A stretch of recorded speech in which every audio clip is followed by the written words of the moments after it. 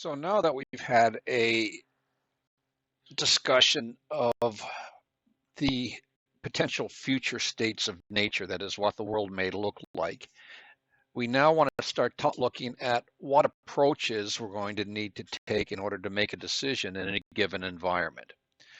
Now, the reality I think that's really important and is probably disconcerting is that we're going to go through some mathematical manipulations. We're going to do some difficult mathematics. We're going to do addition, subtraction, multiplication, and division. No, I don't think we're doing any division. We'll see. But anyways, we're going to come up with a number.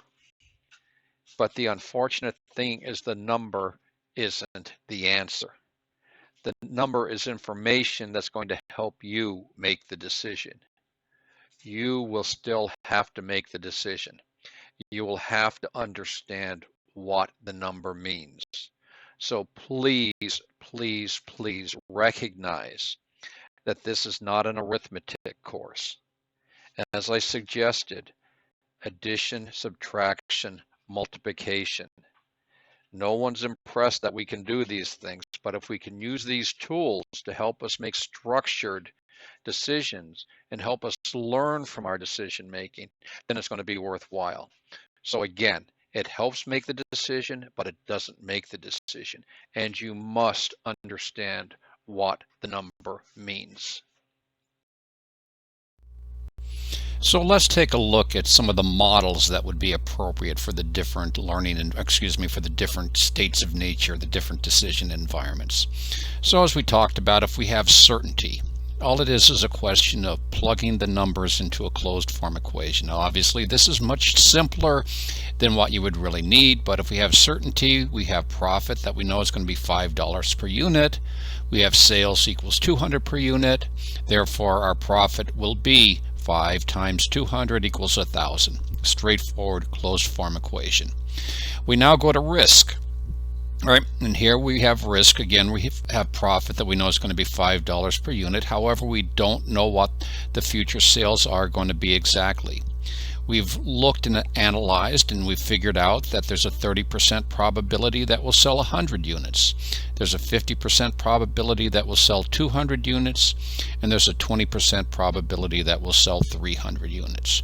Therefore, we simply take and plug these numbers in. Once again, we have 5 times 100 times the probability of 30% plus 5 times 200 times the probability of 50% plus 5 times 300 with a probability of 20%. We sum all of those and we have a expected monetary value, that's the term we'll be using, an EMV of 950 units.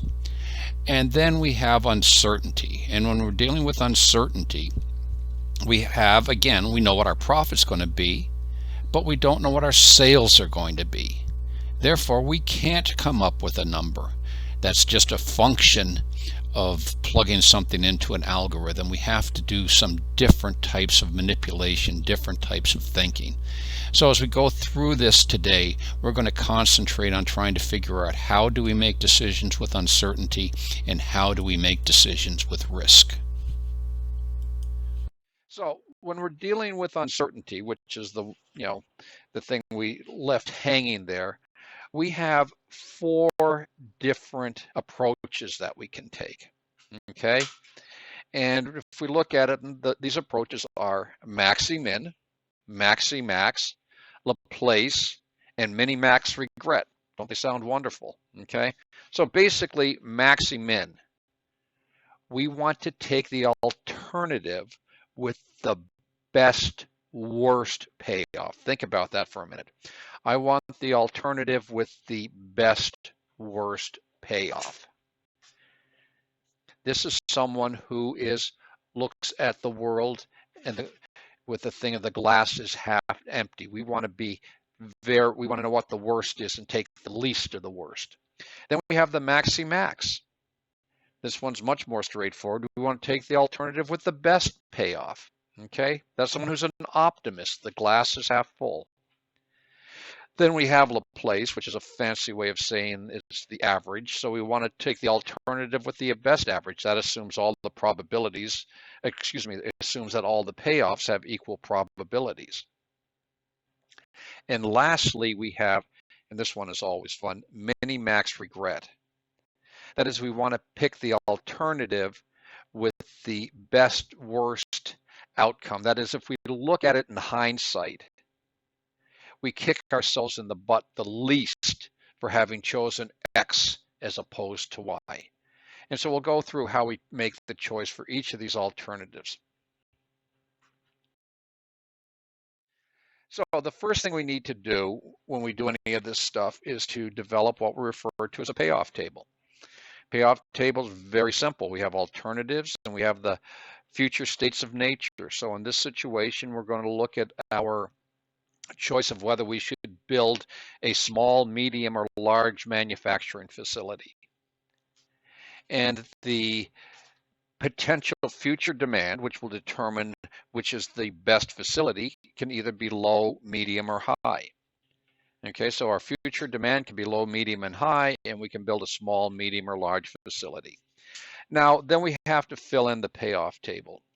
So this is the biggest deal that we have. This is where you actually earn your money, because this payoff table has to indicate a reasonable projection of what the future is. So if we look at a small facility and we have low demand, we're going to get a payoff of 10. Okay, if we think about it, a small facility and low demand basically match each other so that we have 10. If we build a medium facility, we're still only going to be, if we build a small facility and demand is medium, we're still only going to be able to supply the same amount as we could have with the low demand, so we're still going to make 10. And even if demand is high, because we only have the small facility, we're still only going to be able to make 10. Okay, so that is internally consistent. If we look at the medium facility, okay, if we have the medium facility and our demand is low, then odds are we've spent more on that facility than we're receiving back in profits. Therefore, it would make sense that the amount of payoff that we have would be less than a small, low facility in the cell above that. So we're looking at a value of 7 there. In a medium facility and a medium demand, we have a payoff of 12, higher than the 10. And again, the medium facility and high demand, we're still only going to have a payoff of 12 because we can't make any more than the medium facility will allow us to do. Large facility, and we have low demand, we're saying we're going to lose money because we've spent more money on the facility than we're going to recoup from sales. Large facility in a medium demand, we're going to make 2. However, then if we look at a large facility with high demand, we're going to make 16. So if we look at this, we can see that the payoff table is internally consistent. This is our first step in dealing with the GIGO principle. Remember that one? Garbage in, garbage out. This may not be right because, again, we're predicting the future. However, we can feel comfortable that it is at least internally consistent and logical. Okay, so the first thing we're going to take a look at is a max-min approach. And in a max-min approach, we are dealing with someone, and this is it's not right or wrong, it's just the way the person has chosen to make a decision, who is very conservative. That is, they look at the world as having a glass half full, and they want to pick the alternative that will hurt them the least. Okay, so they want to pick the best worst alternative. So what we want to do then, as we see here, is we want to take, and for each facility we want to choose that value that has the worst answer. So for a small facility, they're all at 10, so the worst is 10. For the medium facility, the worst is 7, so we bring 7 here. For the large facility, the worst is -4, so we bring -4 here. So now right here in this row, we have listed all the worst outcomes with each choice. Worst for small is 10, worst for medium is 7, and worst for large is -4. Therefore, what we want to do is pick the best worst. And of these, 10, 7, and 4, obviously 10 is the best choice. Therefore, someone who's taking a maxi-min approach will take and choose a small facility. Again, is it right? Is it wrong? No. It's what that person chooses. And it's a logical choice given their conservative bent.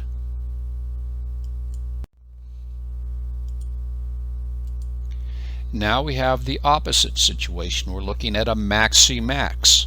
Okay, this is a person who sees the world in an optimistic framework. They see the glass as half full. So what they want to do is pick that alternative that gives them the best payoff. So in this case, again, we do the exact same thing we did before. For the small facility, the best is 10. For a medium facility, the best is 12, and for the large facility, the best is 16. Therefore, these are all the best outcomes associated with any of the choices. Therefore, the person who is optimistic would pick a large facility because it has a payout of 16. Again, the person who was pessimistic took the maxi-min, would have taken 10. Here we take 16. Both of them are logical. We don't know whether one is right or wrong until hindsight, but we do know that there is a rational reason why these choices were made.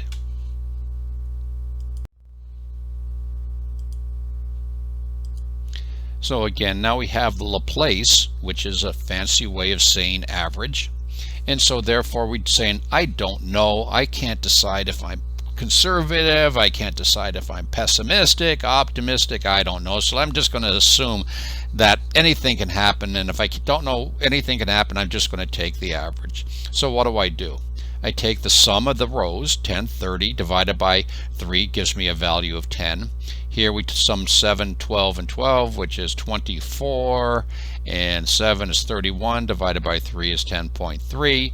And here we take the sum 16 and 2 is 18, minus 4 is 14. 14 divided by 3 is 4.7. So we've now taken the average response from each of the different facilities, 10 for small, 10.3 for medium, and 4.7 for large.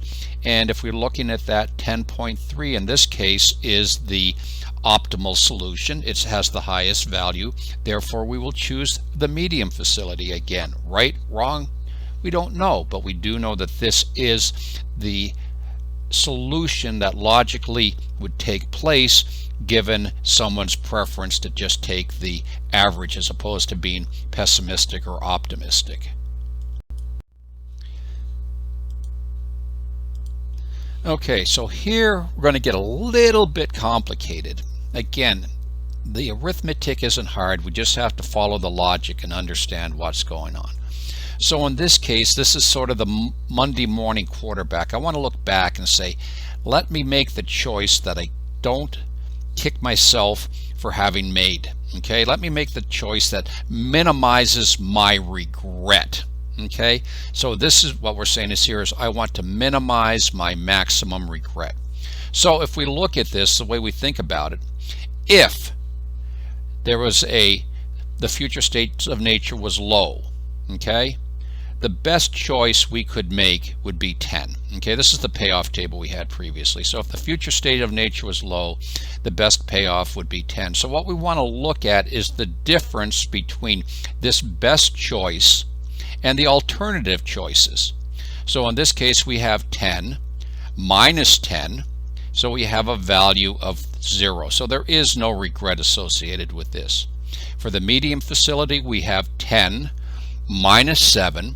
So we have a regret of 3. Okay, if it had been low and we'd bought 10 and we'd built a small facility, we would have had 3 more than we do if we have built the medium facility.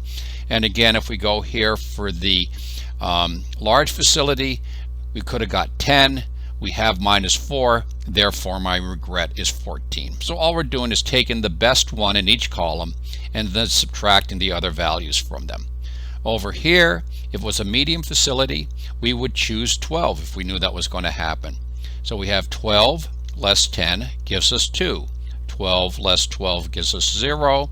And 12 less 2 gives us 10. Again, these are the regrets associated with this. Lastly, if demand is high, we would end up wanting to pick the large facility, which has a value of 16.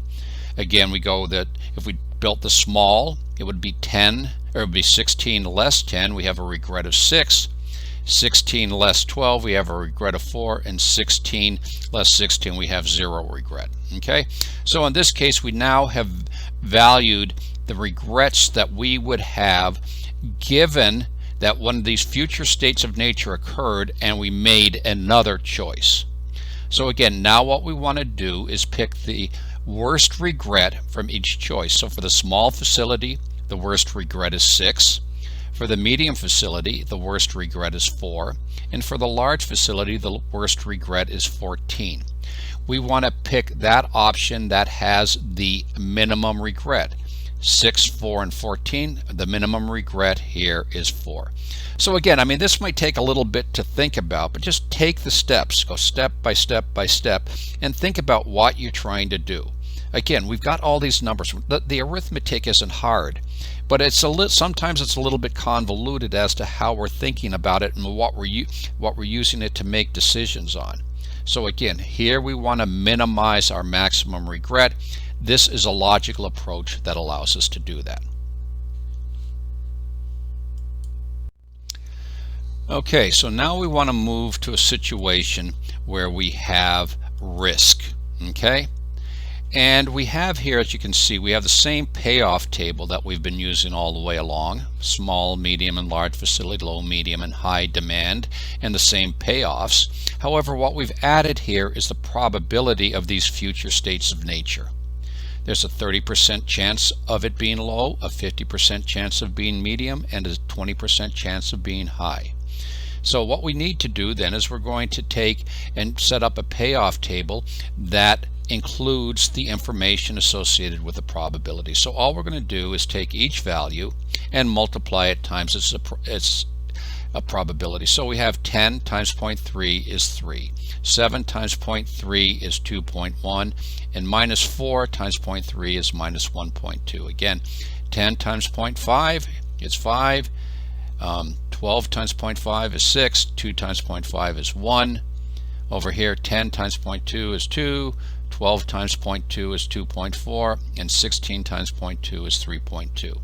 So what we've done here is we now have taken this payoff table and we've changed the absolute numbers to probabilistic numbers. These numbers reflect not only the payoff, but the probability of that payoff occurring. So what we want to do now is we just want to take and sum across. We sum across each facility. So the value 3, 5, and 2 gives us 10. 2.1, 6, and 2.4 gives us 10.5. Minus 1.2, 1, and 3.2 gives us 3. So the rule that we have here, and in this case what we're trying to do is maximize the profit. All of these things could also be done opposite if we were trying to minimize the cost, but let's not worry about that right now. Let's maximize the profit.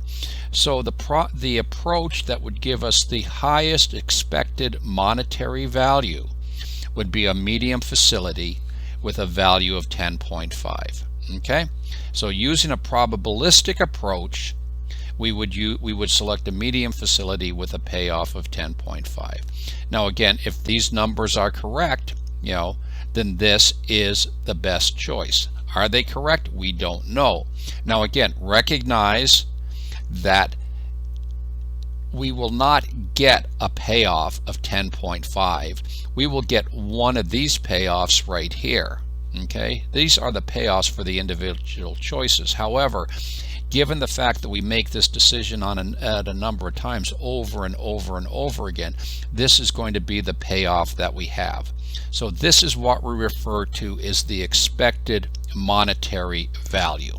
Okay, so this is the EMV, and all we're doing is taking the payoff and multiplying it times the probability of the payoff and creating a payoff table that's probabilistic, summing the probabilities and picking the best.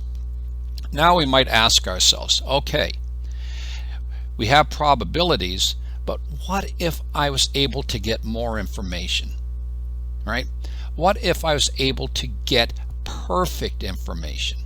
What if I was able to invest in market research that would give me an additional degree of understanding of what the future markets would be? What would be the worth of that? So that's what we refer to as the EVPI, the expected value of perfect information. So in order to develop the EVPI, what we need to do is we need to take our payoff table, our probabilistic payoff table that we have right here, and we just need to pick the best value in each row. Obviously, if we knew the demand was going to be low, we would build up a small facility and we would have the payoff of 3. If we knew the demand was going to be medium, we would pick the medium facility and we would have a payoff of 6. And if we knew the demand was high, we would build a large facility and have a payoff of 3.2. Therefore, what are we going to do again? We're going to sum across all of these different choices. Now again, this is not actually happening. This is a theoretical construct. What is theoretically perfect information work for me? And it's the sum of the best choice out of each column, or 12.2. What's the expected value of perfect information? Well, without perfect information, I would select a medium facility with an expected monetary value of 10.5. With perfect information, I would end up having a payoff of 12.2. I'd be picking different ones at different points in time depending upon the information on the future. So what's the expected value of the perfect information? It's the difference between 12.2 and 10.5, or 1.7. Without perfect information, I make this choice and I have this payoff. With perfect information, I make these choices and I have this payoff. Perfect information, theoretically, once again, is worth 1.7. So I would be willing to invest up to 1.6 in order to get perfect information to allow me to know what should I do. Again, does this actually happen? No, but you're starting to think about logically what is the value of information, and this is going to help you make decisions going forward. So this is what we have when we're looking at fairly straightforward situations with uncertainty and with risk. We're now going to go with the next step. We're going to start moving into something slightly more complicated, but make sure that all of these things make sense to you. Go back, redo it, play with the numbers yourself. The math isn't hard. What have we done? Arithmetic. We have done addition, subtraction, and multiplication. That's it. But again, it's important that you understand, what do the numbers mean.